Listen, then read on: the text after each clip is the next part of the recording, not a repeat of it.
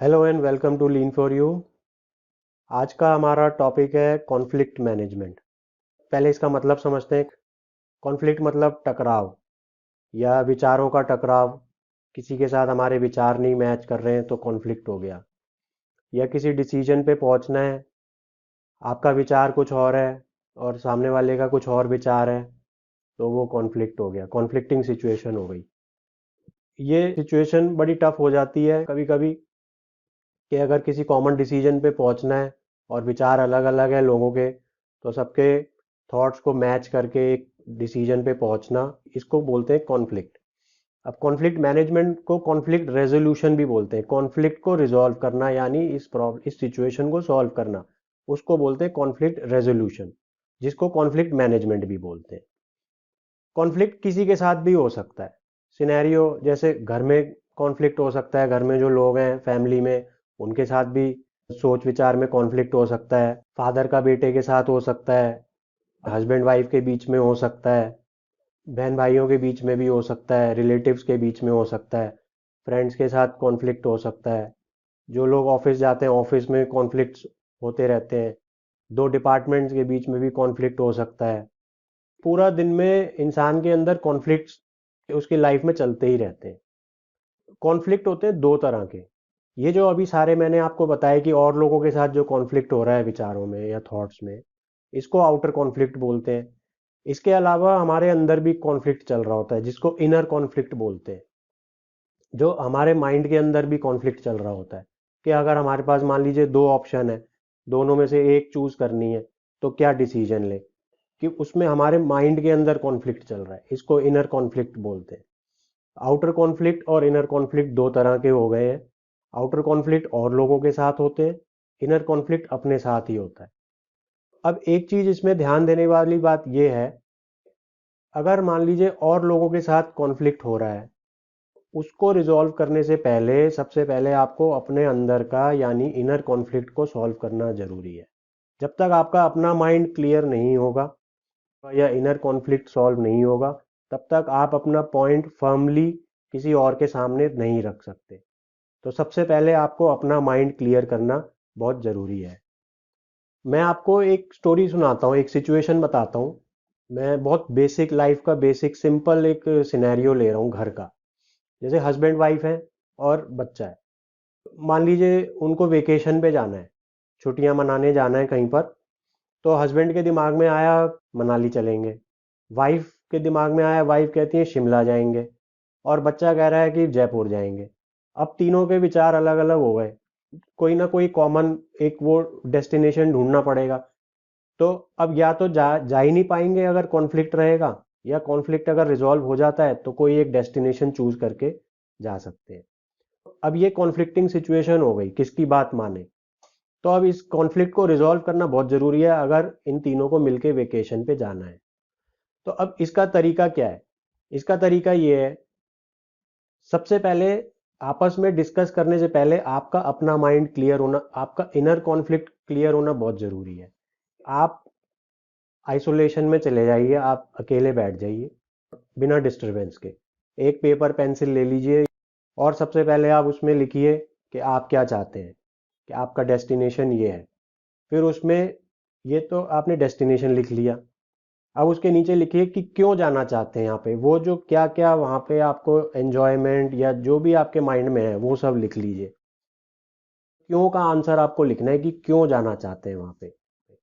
अब तीनों इकट्ठे बैठिए और फिर डिस्कस कीजिए और ये ढूंढिए कि कोई कॉमन इंटरेस्ट या कॉमन ऑब्जेक्टिव निकल के आता है।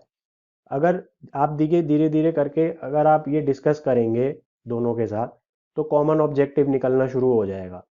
तो अगर आप 50-60% तक भी कॉमन ऑब्जेक्टिव निकाल लेते हैं, तो आपका कॉन्फ्लिक्ट आप देखिएगा रिजॉल्व होना शुरू हो जाएगा और आपके दिमाग में एक डेस्टिनेशन फिक्स होनी शुरू हो जाएगी, चाहे वो तीनों में से किसी ने भी प्रपोज की हो।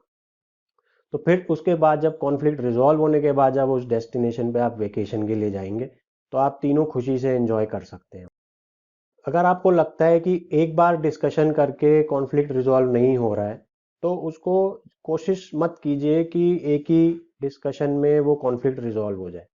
फोर्सफुली मत कीजिए। अपने पॉइंट्स आप रख दीजिए। सामने वाले लोगों के, और उस डिस्कशन को पॉज दे दीजिए। उसको कंक्लूड करने की कोशिश मत कीजिए। जब आप अपने पॉइंट्स रख देंगे और इस डिस्कशन को पॉज दे देंगे, तो इसका फ़ायदा ये होगा कि सामने वाले को टाइम मिल जाएगा आपके व्यू पॉइंट्स पे भी सोचने का। तो हो सकता है over a period of time उनका माइंड चेंज हो जाए कि अच्छा, वो कॉमन ऑब्जेक्टिव्स निकाल लें, कॉमन इंटरेस्ट निकाल लें आपके पॉइंट्स में से कि मैं भी तो यही चाह रही हूँ या मैं भी तो यही चाह रहा हूँ। तो सामने वाले से भी सोल्यूशन आना शुरू हो सकता है। और ये एक्सरसाइज आप रिपीट करते जाइए, मतलब कि कॉन्फ्लिक्ट को रिजॉल्व करने के लिए डिस्कशन और अपनी प्रिपरेशन, इनर कॉन्फ्लिक्ट को रिजॉल्व कीजिए, फिर आउटर को कीजिए, फिर इनर को कीजिए, फिर आउटर को कीजिए। तो ये स्टेप्स आप रिपीट करते जाइए जब तक आपका कॉन्फ्लिक्ट रिजॉल्व ना हो जाए। अगर आप जॉब करते हैं या आप किसी पोजीशन पे हैं किसी कंपनी में, अगर आपका ऑफिस में कॉन्फ्लिक्ट हो रहा है, तो वहाँ का कॉन्फ्लिक्ट रिजॉल्व करने के लिए टेक्निक यही है, इनर कॉन्फ्लिक्ट और आउटर कॉन्फ्लिक्ट। मैं थोड़ा सा एक्सप्लेन कर देता हूँ आपको कि आप इनर कॉन्फ्लिक्ट कैसे सॉल्व करेंगे। कि उसके लिए सबसे पहले आपको, कि जो जिस डिस्कशन में आप जाने वाले हैं या जिस पे कॉन्फ्लिक्ट चल रहा है, उसकी जो बिगर पिक्चर है कंपनी में या ऑफिस में, जो बिगर ऑब्जेक्टिव है, बिगर पर्पस है, वो आपको पता होना बहुत ज़रूरी है कि हम वो डिस्कशन कर क्यों रहे हैं। तो उसके हिसाब से फिर आप क्या कर सकते हैं कि आप मीटिंग में जाने से पहले आप प्रिपेयर होके जाइए। आप अपना होमवर्क कर लीजिए। आपको कहीं से इंफॉर्मेशन कलेक्ट करनी है, किसी डिपार्टमेंट से या किसी से भी, वो इंफॉर्मेशन आप कलेक्ट कर लीजिए। सबसे पहले आप अपना इनर कॉन्फ्लिक्ट सॉल्व कर लीजिए कि आप अपने पॉइंट्स जॉट डाउन कर लीजिए कि आपको ये पॉइंट सामने रखने हैं पोलाइटली। सबसे पहले आप अपने पॉइंट्स जॉट डाउन कर लीजिए, अपना होमवर्क कर लीजिए, जो जो इन्फॉर्मेशन जिससे चाहिए वो आप कलेक्ट कर लीजिए, और उसके बाद प्रिपेयर होके आप मीटिंग में जाइए और अपने पॉइंट्स आप रखिए कि, और इसी तरीके से जैसे आप अपने पॉइंट समझा रहे हैं, तो आपकी ये ड्यूटी बनती है आपको औरों के पॉइंट्स भी उसी पेशेंस के साथ सुनने होंगे, जैसे आप अपने पॉइंट्स चाहते हैं कि और लोग सुने, या उनके दिमाग में भी जो जो थॉट्स हैं, जो जो ओपिनियन है, वो सब आपस में डिस्कस करके और एक कंक्लूजन तक पहुंचना बहुत ज़रूरी है। इसमें भी सिमिलर प्रोसेस, जैसे मैंने अभी वेकेशन का एक एग्जांपल दिया था, सिनेरियो बताया था, तो मल्टीपल मीटिंग्स भी हो सकती हैं। ज़रूरी नहीं है कि एक ही मीटिंग में रिजॉल्व हो जाएगा कॉन्फ्लिक्ट या कंक्लूजन पे आप एक ही मीटिंग में पहुंच जाएंगे। तो इंटरवल्स में कीजिए, जितने पॉइंट्स आपको रखने हैं औरों के सुनिए, उसमें से अगर कंक्लूजन नहीं निकला, वापस आ जाइए अपना। जब भी नेक्स्ट मीटिंग शेड्यूल होती है उससे पहले आप अपना होमवर्क कर लीजिए, मतलब कि अपना इनर कॉन्फ्लिक्ट आप रिजॉल्व कर लीजिए, और इन्फॉर्मेशन कलेक्ट करनी है वो कर लीजिए। जो भी आपको प्रिपरेशन करनी है आप पेपर पे या अपनी डायरी में नोट डाउन करके, जॉट डाउन करके, फिर आप मीटिंग में जाइए। आप देखिए कि आपको स्ट्रेस नहीं होगा कॉन्फ्लिक्ट की वजह से, और आप अच्छा कंक्लूजन निकाल पाएंगे। Thank you so much.